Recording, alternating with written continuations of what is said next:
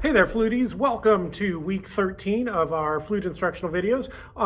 So this week we are going to be focusing on a few songs on page 11 and talking about a few new things there. But before we do that, I want to do a little tonguing warm-up with all of you. Okay, so what I'm going to do is I'm going to play a 4-beat long rhythm. I'm going to have my metronome going, play a 4-beat long rhythm. You are going to then repeat that rhythm, okay? So I want you to have your flute ready here. And so, in other words, I would play like maybe 2, 2, 2, 2, then you repeat it. 2, 2, 2, 2, okay? I'm going to use the note B flat, all right, as the note that I'm going to play. I want you to focus on making sure that you use your tongue on each and every note and whisper 2 at the beginning of each note, okay? So in other words, let me do an example. I would go, you play. Okay, make sense? All right, so let's give it a try here. Let me get a metronome going. Okay, I will play 4 beats of rhythm. You answer immediately with 4 beats. Okay, here we go.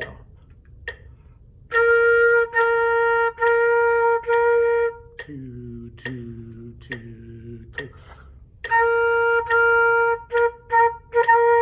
2, 2, 2, 2, 2. 2, 2, 2, 2. 2, 2, 2, 2, 2, 2.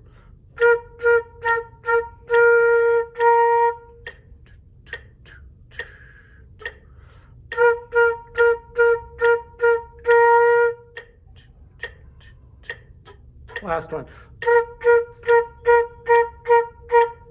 2, 2, 2, 2, 2, 2, 2, 2. All right, good job. Hopefully you're able to get that tongue moving. I want you to practice a little tonguing each week before, or each day as you practice, just to get warmed up. Okay, now looking at page 11, we are going to see a new thing here. On the songs that we are doing today, you're going to notice a new time signature. Time signature are those measures, or sorry, the numbers at the beginning of each song. And our time signature today looks like this. All right, you'll see that it says 2-4 circled there. The 2 simply means that there are 2 beats per measure, not 2 notes. Okay, because remember, notes get different numbers of beats, but 2 beats per measure. The 4 on the bottom simply means a quarter note gets 1 beat. So you can see in our short little example up here that the first 2 measures each only have 2 quarter notes in them. Remember, each quarter note gets 1 beat, okay? So that's where our 2 beats per measure comes in. It doesn't impact how long our notes are. Quarter notes are still 1. Eighth notes are still a half notes are still 2, okay? It just means that the measures are a little shorter. It really doesn't have a huge effect on how we play the music, okay? So it's just important to know that 2-4 means 2 beats per measure, okay? And all of our songs this week are going to use this. All right, let's go ahead and get started with our play-along videos.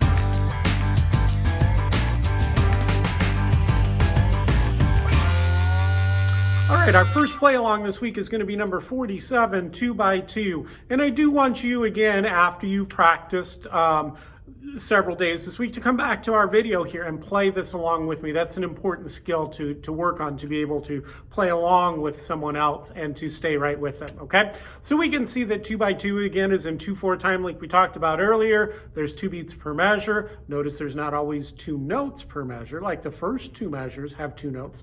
But the third measure has 4 notes in that. Well, why is that?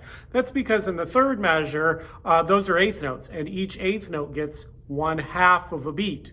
So 1/2 plus 1/2 is 1, right? And then we got 2 more eighth notes. 1/2 plus 1/2 is another 1. 1 plus 1 is 2. That's where we end up with 2 beats.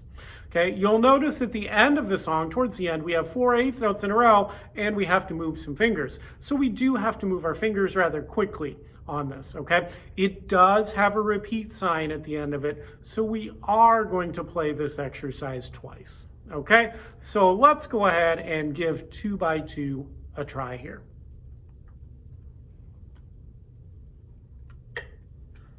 There we go. 1, 2, ready, go.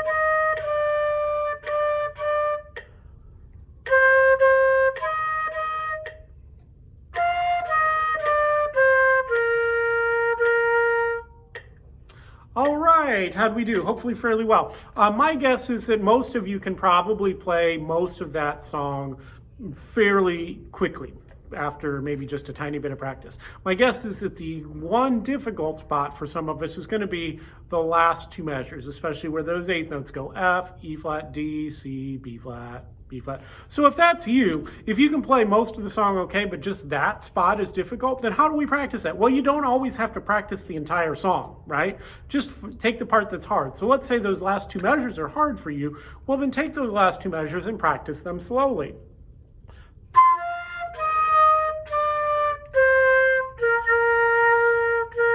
Practice those as slowly as you need to be able to get the fingers in the right spot and get the right fingers down.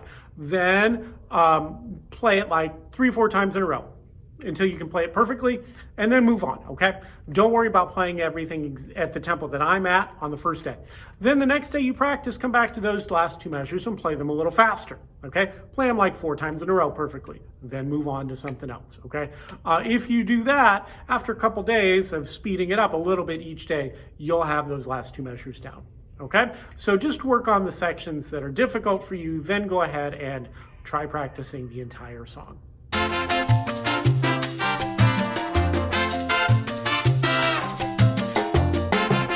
All right, our next song on the agenda for this week is this one called High School Cadets, number 48 in your book.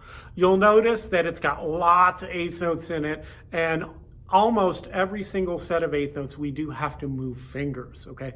This one may be a little more challenging and take a little extra practice, and that's okay, all right? Make sure you're practicing this one. Now, you will notice that it says 2-4 at the beginning again, right? But here's the funky thing. Look at that first measure up there. There's only 2 eighth notes there, so there's only 1 beat in that first measure. Well, that's kind of weird because there should be 2, right? These are what we call pickup notes, okay? It's an incomplete measure that starts at the beginning of the song, okay? So basically what we're gonna do here, since we start with pickup notes, rather than me counting 1, 2, ready, go, I'm gonna give you ready, set, and go, just 3 beats of prep time. And then we're gonna come in with dot, dot, dot, okay? So we're just gonna count it off a little differently to start. Otherwise, the eighth notes work at the beginning work just like normal eighth notes. All right, this one doesn't have a repeat sign. We're just gonna play it once. And so let's go ahead and give it a try.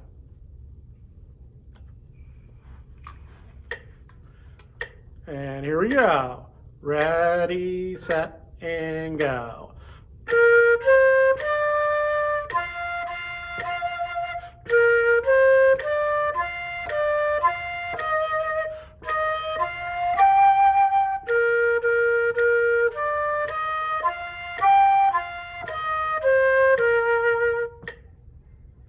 All right. That one, like I said, may take a little practice, but again, once you get comfortable with that one, I want you to go ahead and come back to our video and play it along with me, because again, that's an important skill to have, to be able to play along with others as well. Okay?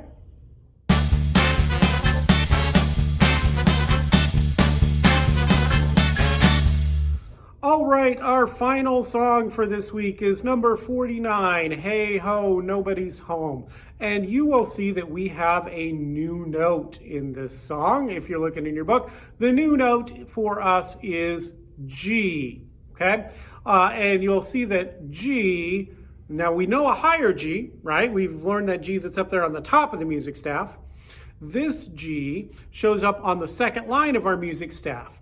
So it's a lower sound. Remember, the lower the notes show up on the music staff, the lower they sound. The higher they are on the music staff, the higher they sound. This one's down towards the bottom, so it's a low sound. Now, the nice thing about this G is it's going to use exactly the same fingers that our other G used, okay? The only difference here is that we are going to move our air a little more slowly to produce a lower sound. This G should sound like this.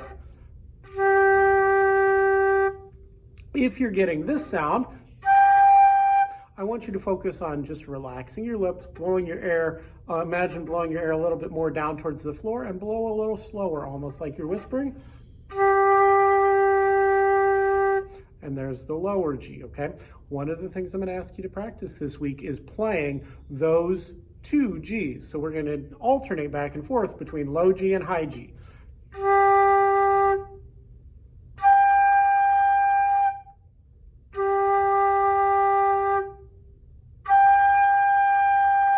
For that higher G, I'm moving my air faster and aiming it more up towards the ceiling. I'm sticking my bottom lip out a little bit. Okay, not a lot, just a little bit, that's an exaggeration. And then to make it a lower sound, I'm blowing a little more slowly and aiming my air down towards the floor. Okay, so now looking at number 49, Hey Ho, Nobody's Home, you'll notice that the second note we have is that lower G. Okay, so we want to move our air more slowly. This song also, if you look at the second line, uses the higher G, right? So we have to move our air faster on that.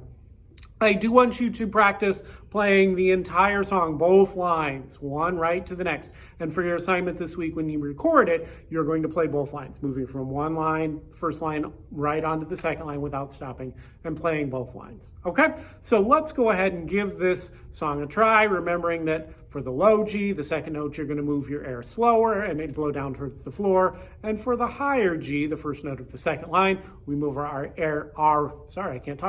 we move our air faster and aim it a little more up towards the ceiling. Okay, let's go ahead and give this one a try. Here we go. 1, 2, ready, go.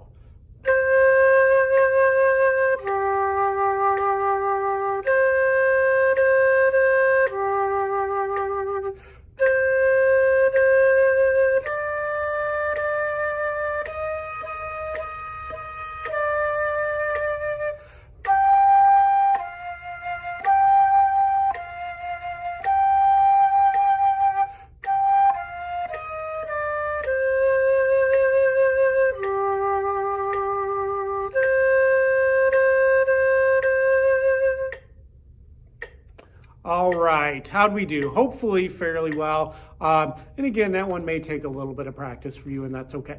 All right, so this week, what is your assignment? You are going to record for next week numbers 47, number 48, and number 49. Those 3 exercises from your book. Go ahead and record those to Canvas. And make sure you're practicing daily, practice that tonguing as well as the songs we're working on. All right, keep up the good work, guys. I look forward to seeing your future videos, and I hope you have an outstanding week. 3, 2, 1.